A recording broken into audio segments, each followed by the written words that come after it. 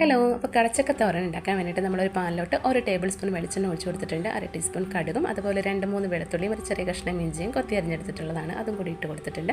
പിന്നെ ഒരു മീഡിയം സവോളയും കൂടി നമ്മൾ നൈസായിട്ട് അരിഞ്ഞ് അതും ഒന്നിട്ട് വഴറ്റിയതിന് ശേഷം നമുക്കിതിലേക്ക് പൊടികൾ ചേർത്ത് കൊടുക്കാം. അപ്പോൾ 1/2 ടീസ്പൂൺ മഞ്ഞൾപ്പൊടി, 1 ടീസ്പൂൺ മുളക് പൊടി, അതുപോലെ 1 ടീസ്പൂൺ തന്നെ നമ്മുടെ മല്ലിപ്പൊടിയും അതുപോലെ 1/2 ടീസ്പൂൺ ഗരം മസാലയും കൂടി ഇട്ടിട്ട് നമുക്കിതൊന്ന് ഇളക്കിയെടുക്കാം.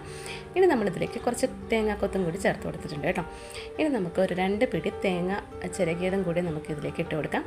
ഞാനൊരു ചെറിയ കടച്ചക്കയാണ് കേട്ടോ എടുത്തിരിക്കുന്നത്, അതിൻ്റെ അളവുകളാണ് ഈ പറഞ്ഞത്. ഇനി അതും ഒന്ന് വഴറ്റിയതിന് ശേഷം നമ്മൾ അരിഞ്ഞ് വൃത്തിയാക്കി വെച്ചിരുന്ന നമ്മുടെ കടച്ചക്ക കൂടി ഇതിലേക്ക് ഇട്ട് കൊടുക്കാം. ഇനി നമ്മളിതിലേക്ക് ആവശ്യത്തിനുള്ള ഉപ്പും കൂടി ഇട്ട് കൊടുത്തിട്ട് നന്നായിട്ടൊന്ന് ഇളക്കി യോജിപ്പിച്ചെടുക്കാം കേട്ടോ. അപ്പം നമ്മളിട്ട് കൊടുത്ത തേങ്ങയും കാര്യങ്ങളും ഒക്കെ നല്ല രീതിയിൽ ഇതിലേക്ക് പിടിക്കുന്ന രീതിയിൽ നന്നായിട്ട് ഇളക്കിയതിന് ശേഷം 1/2 കപ്പ് വെള്ളം ഒന്ന് തളിച്ചെടുത്തിട്ട് അടച്ച് വെച്ച് വേവിച്ച് കഴിഞ്ഞാൽ നമ്മുടെ കടച്ചക്ക തോരൻ ഇവിടെ റെഡി ആയിട്ടുണ്ട് കേട്ടോ. നല്ല ചിക്കൻ തോരൻ്റെയൊക്കെ ടേസ്റ്റാണ് കേട്ടോ.